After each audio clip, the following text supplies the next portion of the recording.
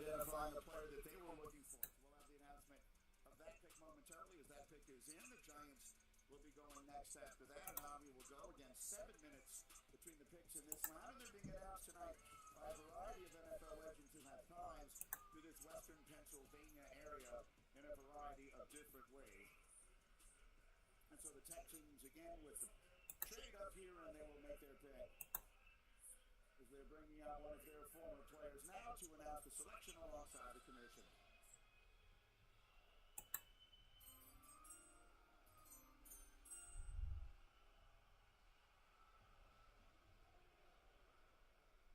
I'm joined by Billy Miller, original Houston Texan. Scored the first touchdown for the Texans, both in preseason and regular season. Quite a record. With the 36th pick in the 2026 NFL Draft, the Houston Texans. Can you hear me, Ben? I think I can see you here. Defensive tackle, Ohio State.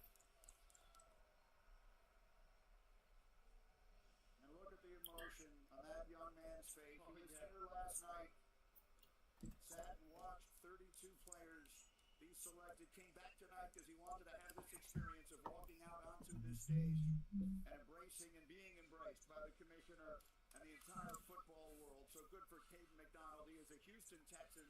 He played in all 16 games for that national title team in 2024. All right. Was on last year in his third year.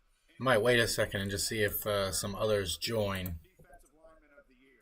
No doubt. You know what that look is about? My man got to work no more. That's what that look is about right there. But I'm with you. I'm hoping Boston to the Raiders. I think that would be pretty sweet. Because he has a lot of versatility inside. He can be a one-gap player, a two-gap player. Oftentimes, you don't find defensive tackles that are this productive. He makes tackles inside tackle to tackle. 65 tackles last year. A ton of tackles for loss. His ability to be so strong and so stout at the point of attack, it shows over and over and over. The ability to press and manhandle guards, very few guys have it at his age, and he has it right now. But when I went out to Ohio State's pro day, Lorenzo Styles was there, obviously watching his son Sonny, who didn't work out, but he came up to me and he said, "Hey, Lewis, this is the guy to keep an eye on. No one's talking about Caden, but he's one of the most important people on our defense last year. And this is the perfect place for him to go to. Just think about it. Those tears are all of a sudden going to turn to anger. Because he's going to start thinking about, look at some of the guys he gets to play with. You get to play with Daniil Hunter, Will Anderson, play for D'Amico Ryan. They drafted Keelan Rutledge in the first round. Nick Casario, where does he come from? He comes from New England. You talk about building your team front to back, strong down the middle. This is the kind of guy that he wants. You're going to the baddest defense in the National Football League. I'm telling you what, I'd be crying tears of joy right now going, I'm going with a bunch of hunters down here. And so right now, I mean, it's great for him to get out of that green room and know what colors he's going to wear next. But man, is he going to a good situation. All right, I've never done a live stream, and I'm watching the draft at the same time on another screen, so I'm gonna just jump in and go ahead. Ben, I think you're the only one here, and I appreciate it.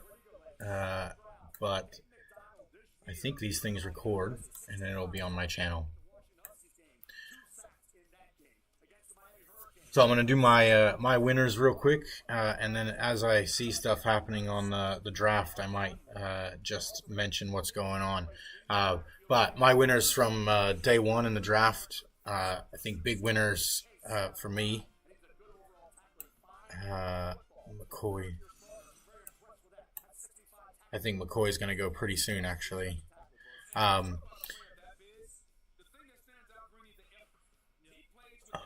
The Giants are on. So yeah, big winners for me.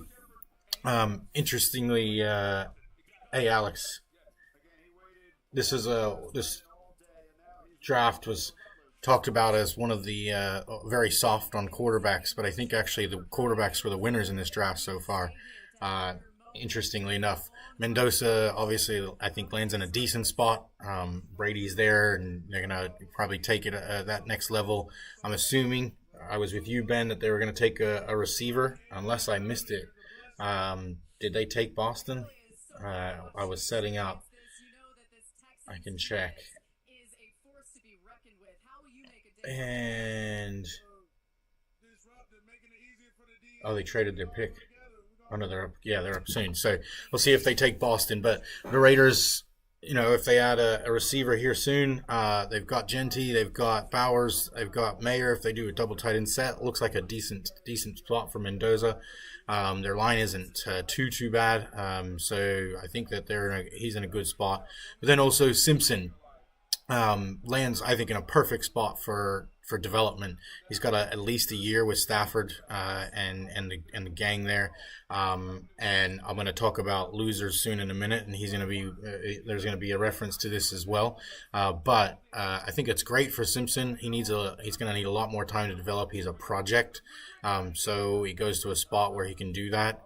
I would have expected a team to take a quarterback like that in more of a second or third round, given their position, which is win now, but we'll see. And then also, I think I harped on this in my last, when talking about my mock draft, but Carson Beck is likely going to go to a team where he may actually even play this year. So I was thinking that Simpson was going to go to the Cardinals or the Dolphins, but him going to the Rams leaves it open for a guy like Carson Beck to potentially go to a team and get some reps. Imagine if he went to the Cardinals, especially with them taking Love, that offense could be very interesting, and Beck will really quickly climb up draft boards, I think, in fantasy. Sorry, I'm watching three different things. So one of my big winners, I think the biggest winners are actually the quarterbacks in this draft, even though they weren't the highest caliber. They've landed in good spots, and they're going to get some opportunities. Another big winner, and my favorite receiver in the draft, Mekhi Lemon. I just thought that was a perfect spot for him. I'm not huge on Jalen Hurts, and I'm not huge on the Eagles, as a lot of people know. But you don't have to be, too big on the team to know that he's going to get targets.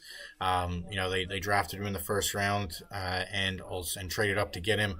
Devonta Smith is obviously still going to be there. Brown's clearly going to be leaving, but Lemon's going to get a lot of play, and I think that's going to be really, really good for him. And I actually, like I said, I think he's the best receiver in the draft, and I have from day one. And this happens sometimes with receivers like him to get drafted a little bit later, but I think he's got a great landing spot. He's got a quarterback that can throw the ball and will target him. As long as he's, keeps his attitude in check, unlike A.J. Brown. But I think that's a great landing spot. I'm really, really excited about Lemon. I know people are still high on Tate and Tyson based on where they went. But Lemon, to me, I think could be the receiver of this draft that really shines.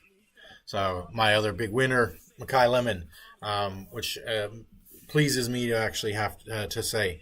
And then this is going to sound like a little bit of a homer move, but I thought a huge winner from this draft was actually Drake May. Patriots moved up to get a tackle. We needed another tackle. We needed a tackle, and we needed offensive line. We needed all over the place. But we moved up. We got a tackle to go along with our tackle from last year. In Campbell, so we've got a couple good tackles. Might even move Campbell around. They're talking about to the right side or even into guard. That gives us a lot more flexibility. I'm also a huge fan of Lomu. I think he was one of the best tackles in the draft, and he did slip a bit further than I thought. And the Patriots moving up to grab him, I thought was a really great move. That aside, obviously this was a clear indication that A.J. Brown is coming to New England. So that also is why I say day one winner is Drake May, because I think in day one yesterday he got a new offensive lineman to help protect, but also a wide receiver one that'll be coming at any moment. What we pay for that wide receiver one will be interesting. I hope it's not a first round, but in the end of the day, if it's a first round, it's a first round. And if it brings us a championship, it's worth it. It was clear we needed it. Move Campbell to the free agent line. He's not that bad. He just got exposed in the playoffs against some good defenses. So we'll see. We'll see what happens. Maybe guard is actually a better spot for him.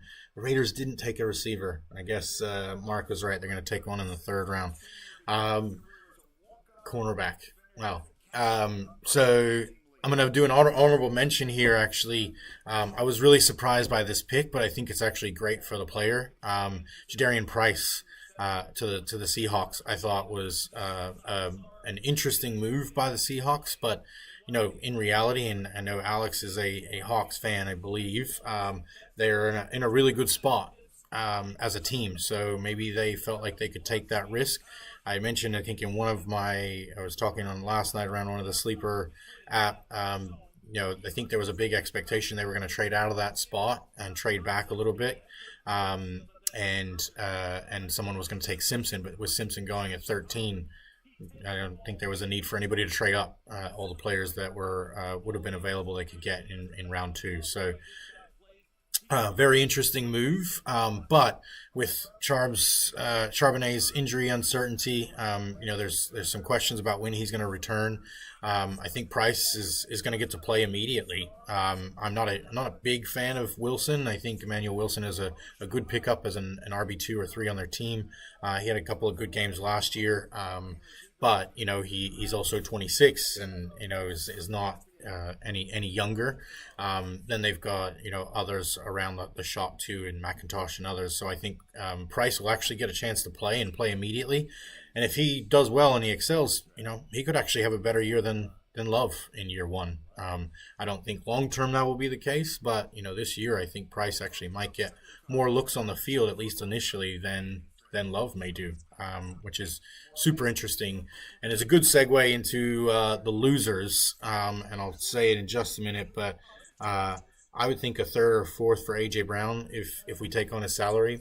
Yeah, I've kind of come to the conclusion or resolution that I'm okay with a 2nd as well, Ben. Like if we give up a 2nd rounder for A.J. Brown, which would likely be a late 2nd rounder next year if everything goes the way it should, and we're in playoffs and could make another run.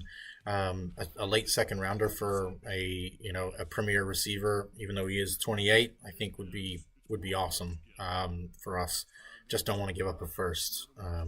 But yeah, 3rd and a 4th, even I would be fine with as well. But I think the Eagles are expecting more, so we'll see. But back to losers. So the segue into losers, I'm going to say all of the Cardinals and Seattle running backs on the roster that were not drafted yesterday. The Cardinals signed Algier. They re-signed Connor. They have Benson, who I know is glass, but Benson, who they drafted 2 years ago, and has been a lot of potential promise around him. And then they draft Jeremiah Love.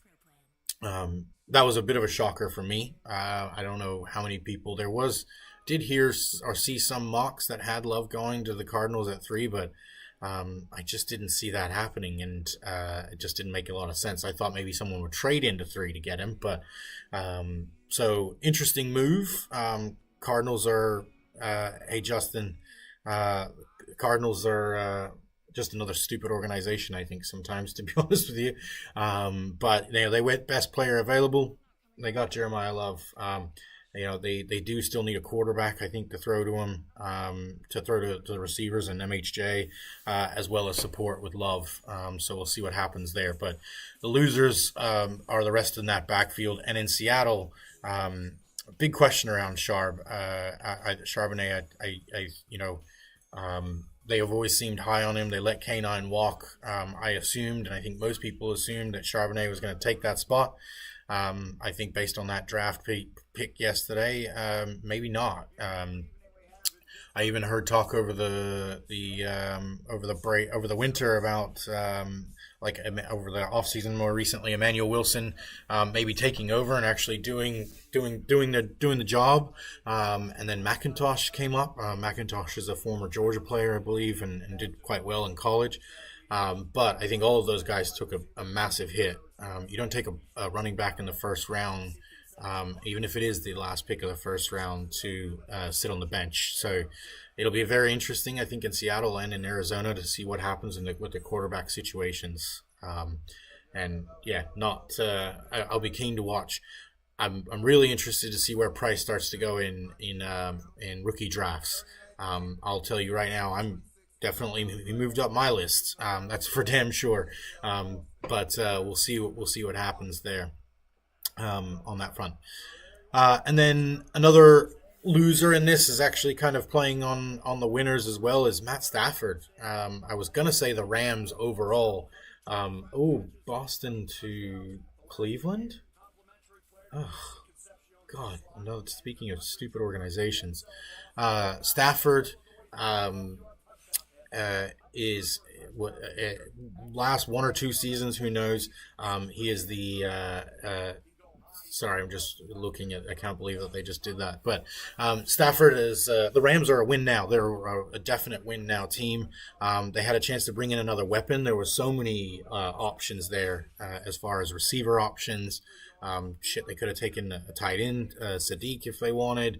They could have got more line help if they felt like they needed it. There was plenty of options. So for them to take Ty Simpson, a project quarterback, at number 13, just seems like a stretch for me. I know McVay. I like McVay as a coach, but he tends to trade all of his draft picks, and maybe this is why. I don't think he's overall drafted particularly well, at least early on, and that's because maybe we haven't seen much of him do it. Instead, like Puka, it came in a very late round, and others. So very interesting move, but I think it was a huge loss for Stafford. If I'm Stafford, I'd be pretty disappointed with that.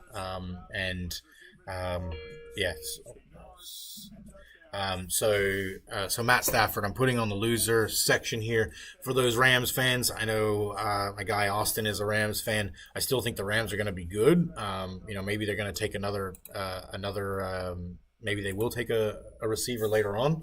But I think they missed out on a potential game breaker in taking someone like Lemon. So big loss for them, I think, in my mind. Another loser is going to be a team specific. A perennial loser is the Jets. They should have taken, in my opinion, Reese, and they didn't. And they took Bailey. I think Bailey's good, but also at the same time, just look historically from Big 12 players, especially drafted really high like that, and especially on defense, they don't typically overperform, and instead you pass up on Reese, who comes from a big school, top defense, just a proven guy. I would have taken Reese in a heartbeat. And they didn't. And then to take Sadiq at tight end instead of Lemon was just baffling to me, especially given they just drafted Taylor last year, who looked like he might have a little bit of a spark there. I feel a little bit like Michael Mayer situation here, where they took Bowers and now Mayer's kind of gone into the ether, even though he is really a good tight end. Taylor wasn't Bowers, but he definitely wasn't a slouch, at least. So that's, I'm going to touch on that, Ben, in just a second, because I got lots of thoughts around the Browns, but I want to finish ripping into the Jets, another homer move of mine. And then to trade back into the first round to get a receiver when they could have got that receiver much earlier, to me is just mind-numbing. So, like I want to say, I don't mind the players that they did get. I think Bailey's going to be good. I think Sadiq's going to be good. I think Cooper is going to be good, or they have chances to be good. They're going to the Jets, so they probably won't be. But I just think drafting Reese and then taking Lemon, holding on Taylor at tight end, and not giving up draft capital to move back into the first to get a receiver that you could have already gotten, to me was all just dumb. I heard a comment, or I saw someone in one of my sleeper apps, I can't remember what was saying, maybe oh shit, I forgot his name. The name escapes me. Maybe the Jets head coach was just sleeping last night and not actually paying attention. That's kind of what it feels like.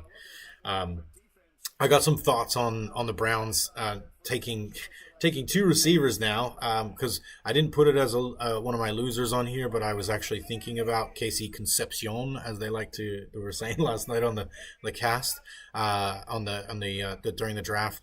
I was actually kind of growing on Casey Concepcion. I was thinking he might be all right, and then to go to Cleveland, that sucks. whether you like Sanders or not, I know there's some varied opinions out there.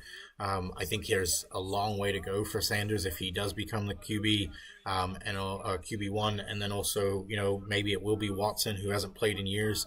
And I just think giving that offense weapons was I understand the move, but I'm not really sure. If you don't really have the quarterback, giving him weapons feels like that's going to be a waste. But whatever. I like the players as they weren't. It wasn't terrible. They weren't terrible picks. But again, a loser organization like that. Plus, as you mentioned, Ben, they have Jerry Jeudy, and now they just drafted Boston as well. So you just drafted 2 receivers in the first 40 picks.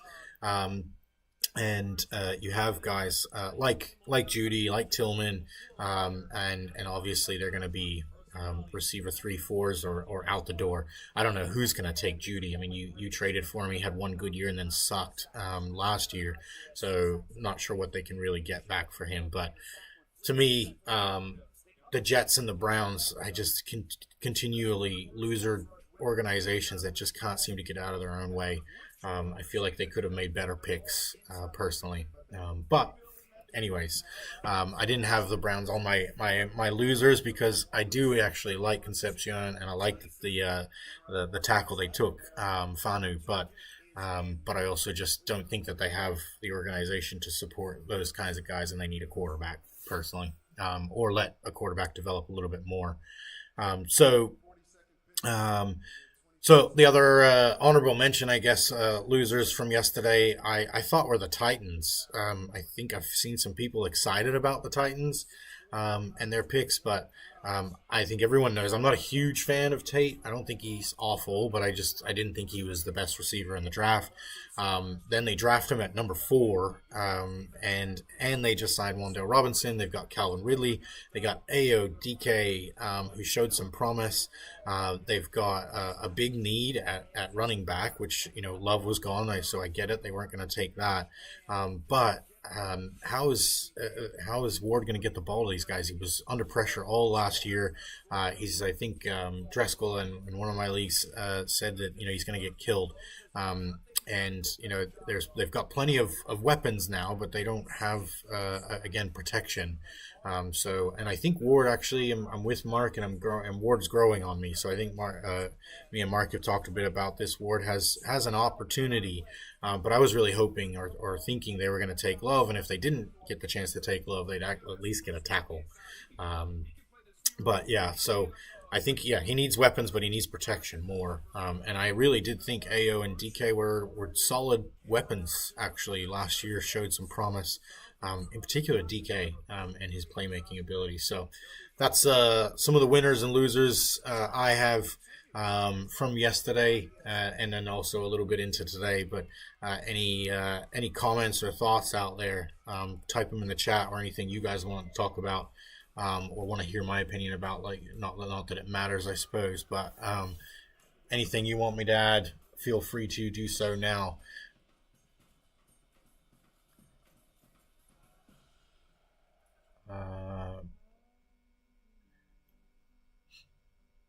I know a lot of people are also kind of ripping on Love too, and I've got 101 in a number of my leagues, and people are sending me shit offers for it because he went to Arizona. But the reality is Love is an elite talent, so it's only a matter of time before he becomes the man.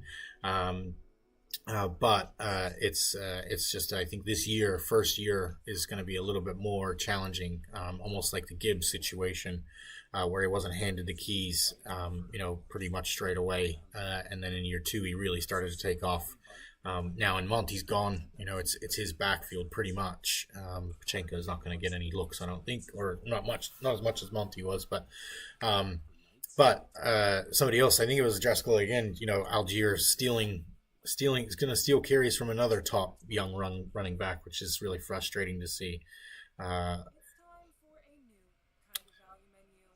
Ben's going. Ben, you're in on McCoy. It looks like, huh?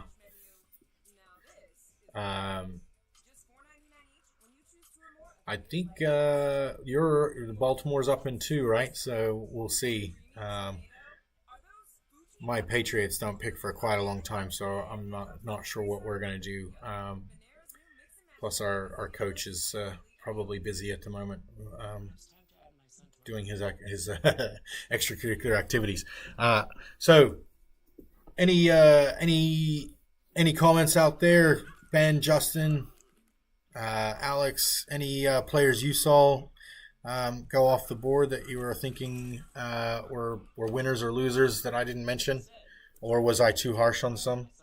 As a Patriots fan, I can be a little bit harsh on the Jets, but the Jets are the Jets. So I did actually. I hate the Chiefs, but I thought they were smart moves by the Chiefs, getting I think the best cornerback in the draft, and then going at tackle as well. And I think he fell too due to some injuries and injury concerns. But they're going to beef up that defense, and with Mahomes back, I think they're thinking it's going to be pretty positive. I know Mark was saying he was hoping they would take Boston, but I mean I think they've got plenty of receiving weapons. I'm assuming they're going to take a tight end at some point as well. One tight end that I'm really, really keen on seeing where he goes is Eli Stowers. I think Sadiq got a lot of interest during the combine and everything, but I actually do think Stowers is just as good, and he could go to the right spot. Could be really interesting. Quietly hoping he falls to the Pats, because that would be great. I know. I love the rookies that drop due to injuries too.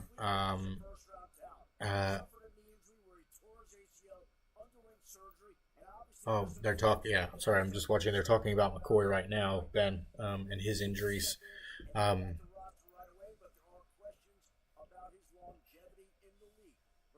oh, you mean the Ravens love rookies that have injuries that drop due to injuries. That was also an old Bill Belichick move too, and it didn't actually pay off very much. But you do see it happen at times. Oh, the Ravens are going for Stowers in third. I can't imagine he's going to last that long, to be honest with you. Be interested to see if they take him at 45. But I would assume someone's going to take him before in the second round. I would think at least. Did anyone see the? I'm just gonna put it out there. I missed it because I was setting up, but the 49ers picking. I don't even know who the fuck that is. Stribling? Dejan? Dejan Stribling. Like they already have plenty of young receivers not performing like Pearsall and Uke, and now they're going to add this guy who's an interesting one. I be honest with you, I didn't know a whole lot about him. I thought there was other receivers that were going to jump up on the board, but not that guy, which is it was an interesting pick. But I guess Jacob Rodriguez just got drafted. He looks like he's got a 70s stash, a 70s porn star stash. Interesting pick by the Niners. I thought they were going to go receiver at some point, but I didn't think they were going to go more random receiver like that, especially with Boston still on the board. Yeah. All right. Well, Ben's the only one chatting here, so I can keep on, or if others have anything they want to add as well, feel free. Texas Tech got a couple guys going earlier than they have in the past. Good for them. There was one other thing I think I was gonna mention.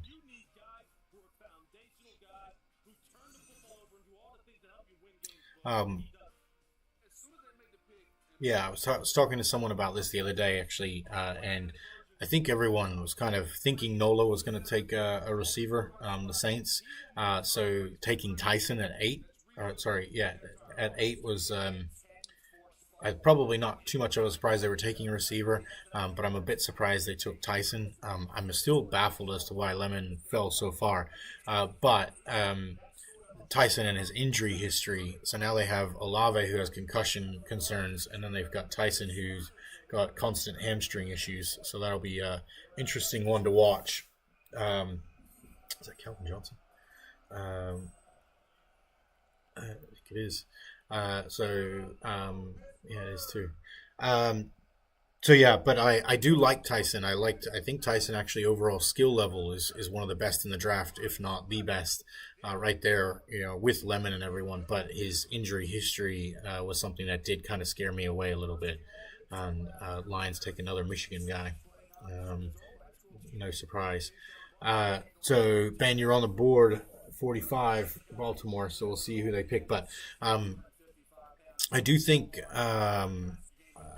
that one thing, if you're a Saints fan, I think that you can look at is at least they seem confident in Shaw. They've gone ahead and drafted another receiver for him, and they brought in Etienne. So that offense is going to have the weapons. And I don't think their O-line is terrible, so they're giving him a real shot. And I do like Kellen Moore as a coach. I think he was really great for some young quarterbacks already in his career as an assistant or an OC. So I'm interested to see how that goes. Those that do know me know I'm not a huge fan of Shaw. I don't actually just don't see it. But I've been wrong before. And also it's always about situation. If you load up a situation for him, who knows what it could end up being. So interesting pick for them. I would have taken Lemon at 8, but they took Tyson. But still, I think conceptually the idea was right. Ben, I think you're right. I've heard rumors about that actually, that McVay was not in on Simpson at that spot, but was overruled. I guess ownership or leadership overruled him on that. Yeah, again, interesting pick. I'm not sure why that happened. Ben, I was curious. Baltimore selected a guard at 14. I was a bit surprised by that, especially if you're going to take an offensive lineman that early. Usually it's a tackle. So I would have thought they would have gone elsewhere, but that was an interesting pick. And there were a lot of players that went after him that I thought were quite interesting. I actually thought Bain he feels like a Raven. So I thought Bain was going to be going to you guys. I think the Bucs stole Bain. Fergie was asking me about Bain as well, but I think that was a great pick. I know he fell because of his short arms, but he was a beast last year. So I'm really interested to see how he goes. And I think he's one of those guys that falls, and I think could end up being a real superstar.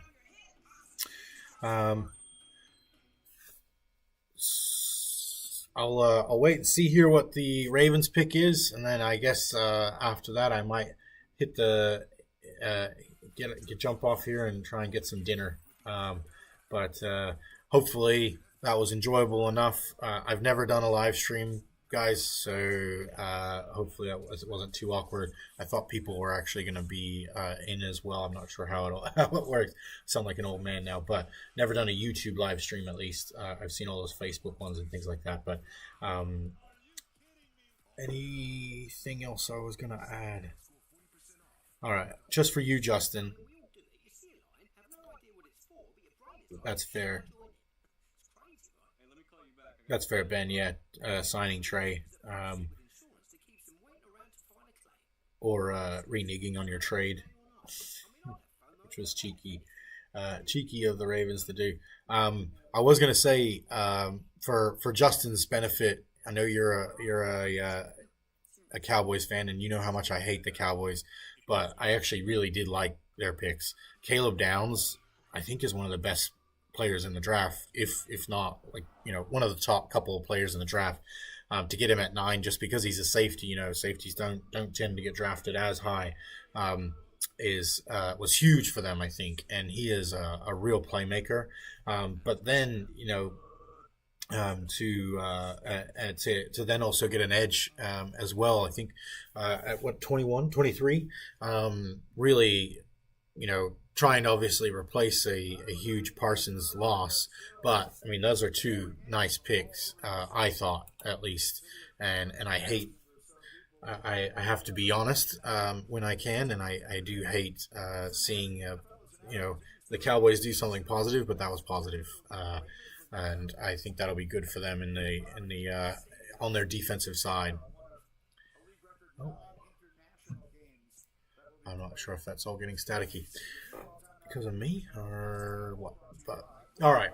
Well, on that note, let's see what the Ravens do here, and then I'll hop off and get myself some dinner. Are you going McCoy? Who do you want, Ben?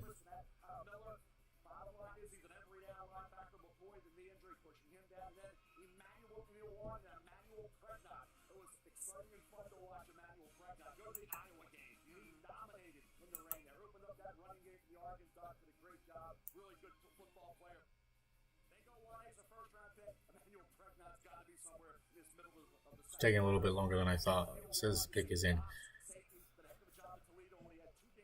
All right. Ravens pick is in. I'm staying on just for you, Ben. McCoy. Or Stowers, yeah. I mean, I'd go McCoy.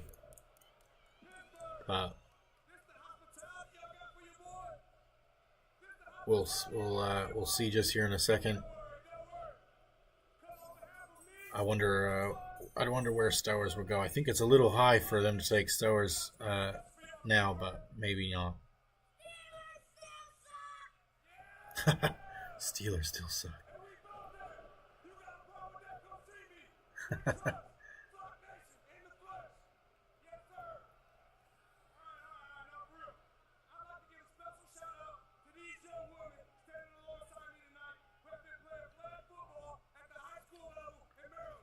All right, come on. He's got to thank everybody.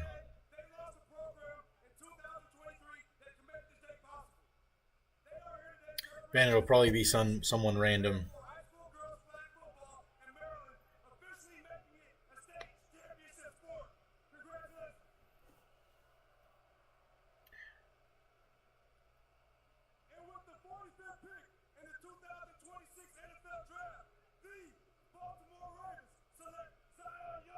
Zion Young. Okay. Yeah, I'm probably on a little bit of a delay, Ben. I just saw your message and then it just came through. Zion Young, edge, Missouri. There you go. Good for you, Ben. You got another edge. It'll be interesting to see. Wonder if the Bucks right now will take take McCoy, and that would be two players that fell right in their lap.